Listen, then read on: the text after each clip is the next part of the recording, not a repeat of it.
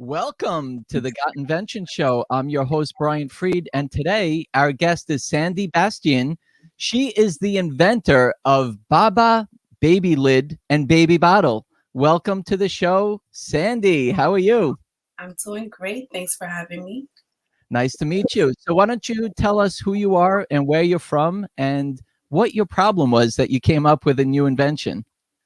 Yes, so my name is Sandy Bastien. I am from New York, and I am a mom primarily because that's where I spend most of my time. I'm a mom of 5, and I'm also a wife. And I invented BabaLID because I've had a lot of babies, and I've always had a problem of losing those lids. So BabaLID came about because of a problem that I was having. I kept on losing or misplacing those lids. And every time we had to go out, I didn't like the idea of taking the bottle out without a lid. So I created the BabaLID. Very nice. So you would go and I don't know how old are your kids now? Because you definitely had this problem at some time where you had more than one kid, right? Yes. So my first daughter, she's 16. And I thought it was just a normal problem. Like, it just happens that, you lose the lid and you either buy a new bottle or you try to find a way to protect the nipple. So when I had Dylan, and Dylan is 7 now, I had left my job to stay home. And so I was just really paying attention to where I was spending a lot of money. And buying new bottles just to replace the lid was a lot of money being spent there. Now, are the stores selling lids by themselves? No, they're not. Okay. So you were out and about, you were at the park, wherever you were, and you would just drop the lid or you would lose the lid and you'd be like, what am I doing now? So you just throw the entire bottle out. Well, yeah, I wouldn't throw it out, but it became useless because you couldn't really take it out. And when you did take it out, it would just be spills all over the place. So it was a big problem for us.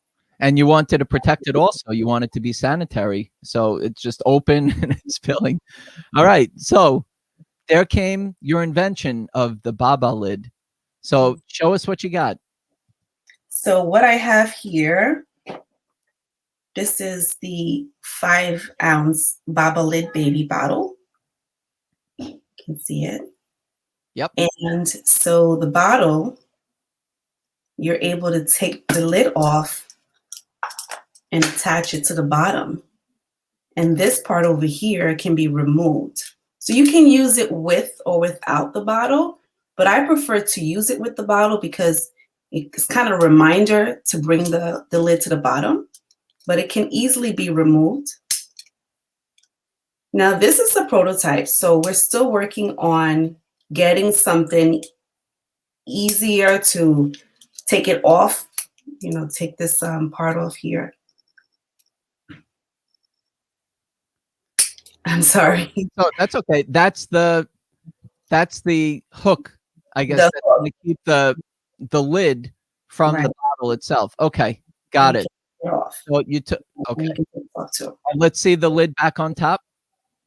And we can put the lid back on top like this. Oh, just put it right into the camera. Up. Yep. And this is it on top. Yeah. Okay. You have a baby bottle that has an attachment to the bottom of the bottle to be able to store the lid.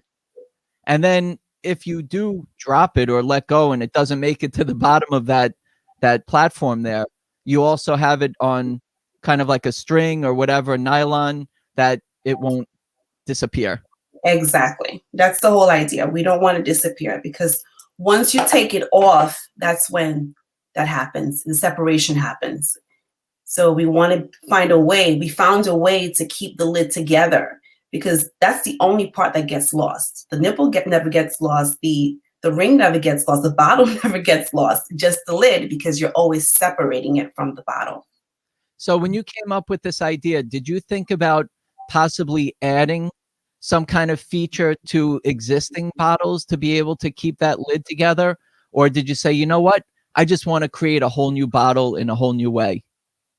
So I did try to find a way to create a lid on its own, but the thing is, there's so many different types of bottles that I didn't want to limit, you know, the the kind of bottles that the lid would fit into.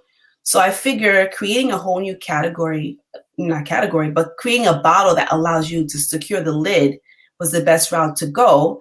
And also I wanted to design the bottle in the way the way I wanted it to feel. Like I've used a lot of bottles, and I just like the way this bottle was designed. So I wanted to just create a whole new bottle. That's great. All right. So you came up with this idea. You had this frustration. There's got to be a better way. And Sandy came up with Baba Lid and Baba Baby Bottle all in one.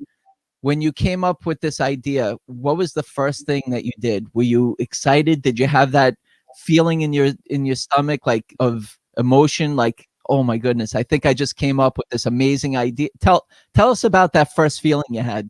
It was an exciting moment. I remember this was when I had like just one lid left, and I had like about 6 bottles. All the lids were missing, so I had this one bottle that had one lid, and it was basically used for all the other bottles. So I remember one morning I was going to feed Dylan, and that lid just it popped it off, and it just fell and just started rolling. And I was like, "Oh no, there goes my one last lid." Not again. Right? Yeah, not again. And so I picked it up, and in that moment, right in that moment, I realized, you know what? There has to be a way to attach this lid to the bottle. And so that's when it happened. Okay. So now you have this idea and you have this excitement.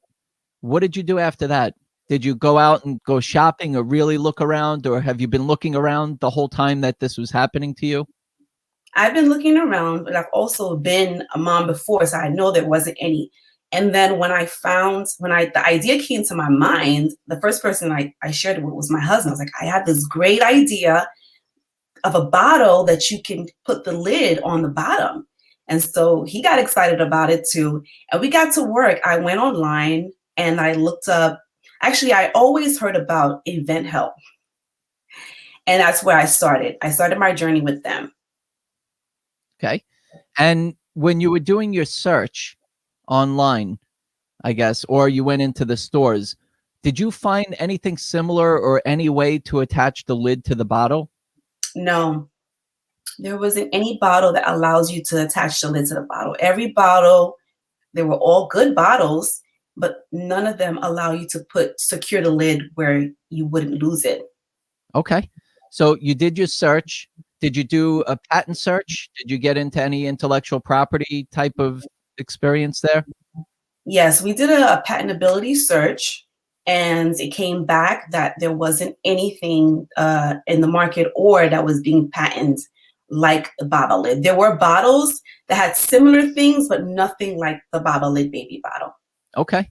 You came up with the intellectual property search there that showed that it was, looks like, and it sounds like it was free and clear. So now you're moving on to the next step. Did you start designing what it would look like? Did you have like the shape and the way that the bottle would work in your mind? I did, and I did a drawing. I did a sketch of the bottle that I had in my mind, and that's when I started looking for a design an engineer to do the drawings for me, and I submitted that to the engineer, and we got working on the idea.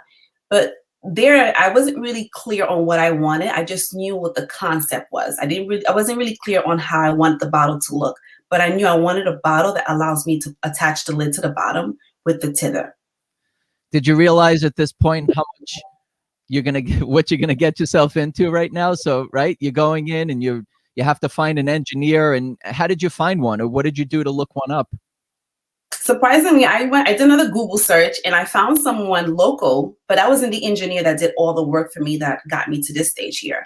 So the initial engineer I found started helping me create a 2D drawing, and that wasn't exactly the bottle that I wanted. I can show you the bottle that came out of that drawing if you would like. That's your first prototype? This was my first prototype. Oh, We all have one of those as inventors. Yep. Right. So it was a great start because it allowed me to kind of feel and get excited about where I was going, but I knew it wasn't the bottle that I wanted.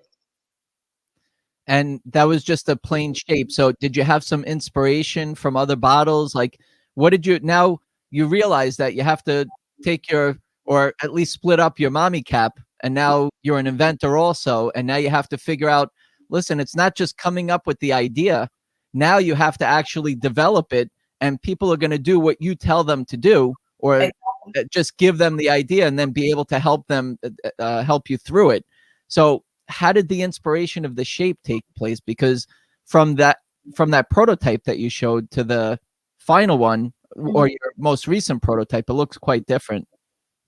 So I went and I looked at different bottles. I started looking online. The engineer that I had, the last one, the one that helped me get to this stage right now, he was really good at helping me come up with the vision that I wanted. So he would show me different pictures of different bottles, and I would say, I love this one, I like this one, I like the shape of this one, that kind of stuff. So he was good at giving me direction, and that's why we were able to come up with this design here. Okay. So you have this latest design. You're happy with it? I am very happy with it. We're still working on different things, though. So what's next? What did you do after you made this prototype and you finally got to the steps of this prototype? So it's been a long journey. It's been 7 years, Ryan. And we had to go to a lot of different steps that were not necessary. But like I said, I'm grateful for being here right now. So when I came up with this prototype here, I realized I was trying to look for factories. And when I found one, there was like, this is not what we need. These drawings are not what we need to get your product manufacturable. And so I was like, what does that mean? Like, what do you mean this is not it? This is the drawing I have. He said, well, this is not going to work for what we need to do next. You need to get an engineer that's going to give you 3D drawings that we're able to do the manufacturing part of it. So, Yep. You had 2D drawings that showed the concept of it, and now you needed to have 3D CAD files so you can go into potentially manufacturing. At this point, Sandy, were you familiar, or are you familiar with licensing versus manufacturing? You're considering to take a bold step of starting to manufacture your product with those CAD files or going to factories. So did you have that kind of fork in the road for yourself? so initially I did want to do licensing because I did hear about the headaches and the cost that it takes to get into manufacturing anything. And so I did, contemplate getting a licensing deal. And I tried that route as well, but nothing came of it. So I decided, this was early last year, actually, during the whole pandemic. I said, you know what? We had so much time and to focus, there was more concentration. So I used that time and energy to really get this done. So The 7 years that it took you to get to this point, what do you think that kind of held you back, or what was really the challenge there? Was it finding people? Was it being a mom? it was, I think it was part me not knowing what I was doing and then hoping and trusting that the connections I was making will direct me. Unfortunately, I found people who would say, hey, I would help you out, and nothing came of it. So the 7 years, I think, was because I didn't know what I was doing. And I kind of like was hoping someone would do it for me because I didn't know what I was doing. And so I think that's the biggest part of this journey, is realizing that when you're doing something, you have to be the captain. When you did that online searching and you found some products out there, but nothing really like yours, and you said, I want to start my own baby bottle and BabaLID, kind of securing that lid. Did you, or have you done research on getting involved in the baby industry with the regulations and requirements that are needed for having a baby bottle? No, I didn't. I didn't get involved until now. I'm looking at different things. and different organizations that can help you do those things. And you're considering to manufacture, and are you like, did you get deep into the types of materials that are needed, and what's required to be able to hold baby milk or whatever types of drinks are in there for the babies, and the nipple, and any kind of regulation, like even that hook, it seems like it has some little pieces to it, and the bottom, to make sure there's no choking hazards. It seems like there's a lot when you're coming up with a baby idea. Have you experienced that yet? Yes, I have. So I think, not think that the factory is going to help with a lot of that as well, because obviously they're the one manufacturing, and liability starts there too. So we're going to be doing a lot of testing and making sure that it's like FDA approved, all those different things that we need to go through to make sure that it's the right product for babies. So tell us about that, because this is something totally new and interesting, I'm sure, to you. And can you imagine, knowing what you know now, how much research and time and effort goes into even making a baby bottle, right? So tell us about that kind of experience that you're going through, and what you've learned. I've learned a lot. I mean, like even with the plastics, making sure that the plastic is the best plastic for babies. I'm right now, we're working on all those things, and we haven't finalized the plastic that we're going to use, but we want to make sure it's superior, and we want to make sure that it's good for feeding. Just the basic uh, product that you have now, have you gotten some initial pricing on what it's going to be for? Is it tooling or molding, and the price per unit? Yes, so we got the tooling price out of the way. Once we go into production, we'll know exactly how much it's going to cost per unit. But yes, we did get pricing on tooling. Okay. And then also the nipples, is it something that you're going to make your own, or you're going to source with another existing nipple maker? At this stage, we're going to source it. We're going to source it, but eventually we want to create a nipple that's designed specifically for the BabaLID baby bottle. And when you were figuring out the bottom to be able to secure it to the bottom of the bottle, was there different iterations of how that was going to work, or did you pretty much say, you know what, it's going to screw or snap on? So there was a conversation I remember having about screwing it on, but for me as a mom, screwing it on is just too much time consumed there. I wanted something simple and easy, because when the baby's ready to drink, they're ready to drink their bottle, and having to screw it on is an extra step that takes a little bit more. So I wanted something that just snaps right on and snaps right off. All these things you have to think about, Yes, right? you have to think about it. Although, the conversation about security will be better, but no one has time for that. We want to think about the timing, and we want to think about the baby that needs to be fed. So, and we want to make sure that it's a way that's simple, that's not going to be an extra step, because I can see myself saying, you know what, forget about screwing this. Let me just take it off and leave it there. It's just too much work. But if I'm just snapping it on, then that's easier for me to do. And finding this manufacturer, how did it sounded like you almost just did a Google search for the engineer. What about the manufacturers? No, I have a connection in the States, in the United States, that is working with overseas. So I have a guy who helps me with factories overseas. And when you received the price for the tooling, was that something that shocked you? Was it something that was doable? Because a lot of people, they don't realize that tooling cost, and it's kind of like a sticker shock to them. And it's these big metal plates that are made and kind of shaped to whatever product you want to make out of plastic. And then this plastic is melted, and it goes between the both the tooling plates. And once it's cooled off, it opens up and the product comes out. So did you know about this before? And how is the price when you found out how much it cost? Well, the pricing was shocking. I heard about the pricing before, and I tried to avoid it, like I said before, because we wanted to just do licensing. But it was something I definitely was committed to. I had my fifth child, Josiah, last year, and I realized I was having the same problems. And I said, you know what? This is something that is worth the investment. I said, you know what, even if it's a licensing deal later on down the road, but it's definitely a way I think bottles should be designed. So I think it's a great contribution, to the market. So I figured, you know what, if there's something that I could do that's going to be an impact in this world, let it be a BabaLID. And when you were attempting to license the idea, and licensing means that basically you're renting the rights. Most of the time it works this way. You're renting the rights to your intellectual property, and that company would manufacture it and distribute it, and you would earn a royalty from it.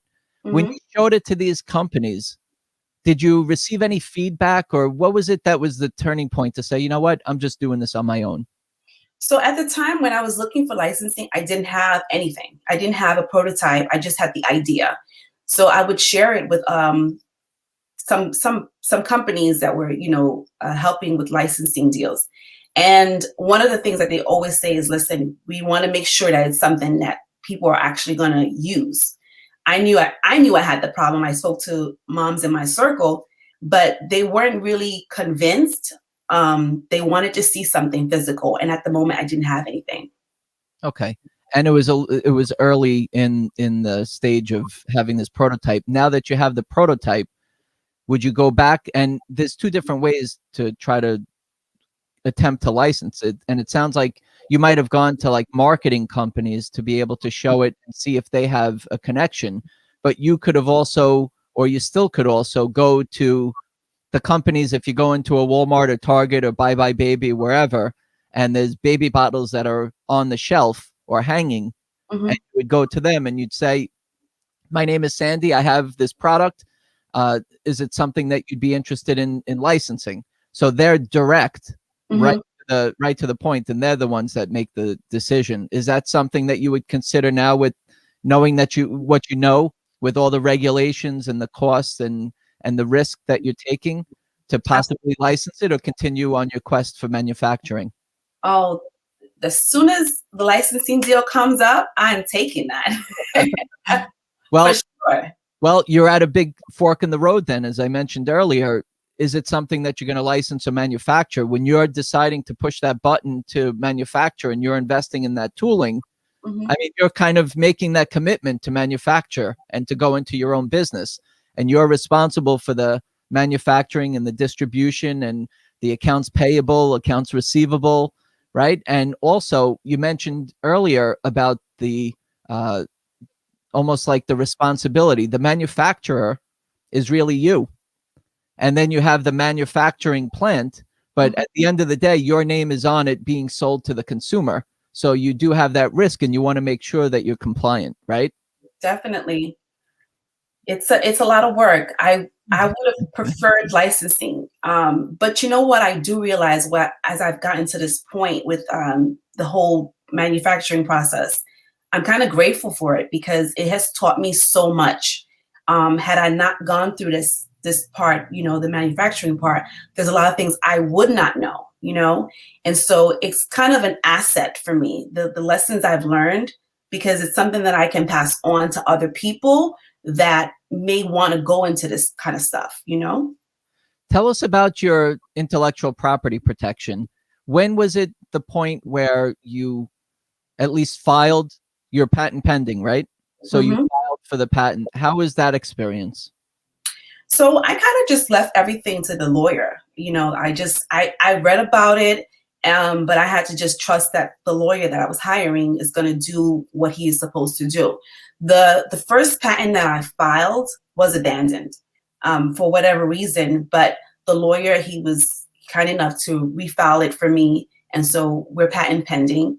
But it was something that I really don't know much about. I just know that I needed protection. As an inventor, you want to make sure that your idea is protected because obviously things happen in this industry. So I want to just make sure that I had that protection. This journey of 7 years at this point, from coming up with the idea, getting frustrated, that lid, just going back in time a little bit, right? That lid just dropping again and saying, that's it. There has to be a better way for these lids. And just navigating and searching and finding and twists and turns in that road of getting to where you are today, right? Finding engineers and learning about the manufacturing and licensing. It sounded like you were a little early in the licensing stage. And look at you now, Sandy. Your Yeah. your patent pending. You have 2D drawings, CAD files. You have several prototypes, including the original one that you showed us, and you're patent pending. So you are really in the game now, and Yep. you're at that point where you're going to take it to the next level. And it sounds to me like you're itching to manufacture, and you want to be in your business and in the business for yourself. It sounds like you're also tempted for licensing. What's next for you, Sandy? So right now we're working on a Kickstarter. So our first sales will be on the Kickstarter. We're launching a Kickstarter next month, April 20th. So that's the reason why we're deciding to go to manufacturing, because obviously once you go into Kickstarter, you have to give, the reward would be the bottles that they're purchasing. So Tell us about Kickstarter. What is it that attracted you to Kickstarter? And if you could just tell us what it is and why you've decided to try to raise money that way. okay, so Kickstarter is a crowdfunding platform. Crowdfunding meaning people that come together to help the entrepreneur. So the main goal for Kickstarter is to help the entrepreneur. The people who are, they call them backers, are backing the entrepreneur, understands that the product isn't available yet, that they will be in the process with the entrepreneur. So they understand that they're pre-purchasing the bottles. The bottles are not made yet. You're buying them before they're made, and it's going to take some time. So there are people who are committed to taking the time to, get the product. And you have a good social media backing to when you launch this on Kickstarter, that people are going to be donating or contributing to this, and when you do have it available. So you're making a commitment to manufacture, and you're going to use their money to manufacture it, and they're going to be the first ones to receive it. Correct. They're going to receive it at a discount, and they'll be the first ones to receive it. And they'll be a part of the journey. They'll be a part of telling the story. Hey, I was a part of getting this product into the market. So right now, what I'm doing is collecting emails. I've been on my social media, letting people know that, hey, this product is coming up, going into different groups where there's moms, where there are inventors, people who understand what this process is, because a lot of times you have to kind of tell people what is a Kickstarter. So I'm trying to reach out to people who understand so that they can share with other people who understand, and we can start growing our list. Does this make you nervous or excited, or both? Everything. Both. Yes, ups and downs. It's an ups and downs. And you have a family, so your husband, he's all in? My husband is my cheerleader. I tell people all the time, they say, how do you do it? You have 5 kids, you have your business. How do you do it? It's him, because he basically supports me. He helps me make it happen. And even when things look like they're not going to work out, he's always like, okay, it's going to work out. Just take time. He's always giving me a word of encouragement. Great. And he's keeping the kids quiet right now too, right? He's quiet right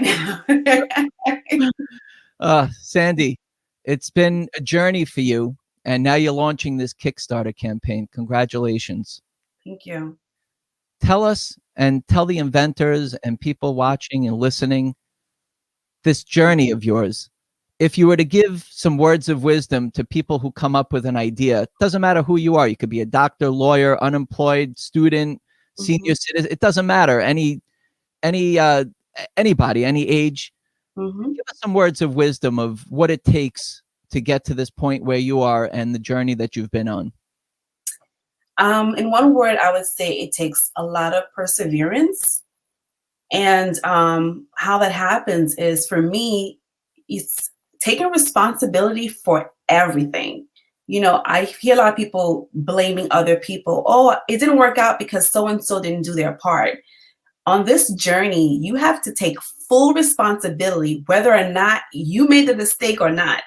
This is yours. And so I would tell others, if you're going to go on this journey, there is going to be mistakes. And some of them is not going to be your fault. But guess what? You have to take responsibility. Love it. Thank you so much, Sandy. Show us the BabaLID and the BabaLID and bottle one more time. The BabaLID baby bottle. Yep. This is the 10-inch. the 10-inch, sorry, 10-ounce BabaLID baby bottle. And show us how the lid comes off now. You just snap it right off on the bottom. See it? Yep. Look at that. All right. Coming soon to Kickstarter. Yep. Sandy Bastien, thank you so much. Founder of BabaLID and Baba Baby Bottle. The BabaLID baby bottle. The BabaLID Baby Bottle. There you go. Sandy, we wish you all the best. We're going to watch. We're going to look forward to it. Give us your website, anything that we can do to follow you. Yes. So you can follow us, sign up for our Kickstarter campaign at www.babalid, which is BabaLID.com. BabaLID, www.babalid.com. Excellent. Okay. Thank you very much, Sandy. We really appreciate you being on our show. If you would like to be a guest on the Got Invention show, please go to gotinventionshow.com. And for everybody out there, keep on inventing. Thank you and have a great day.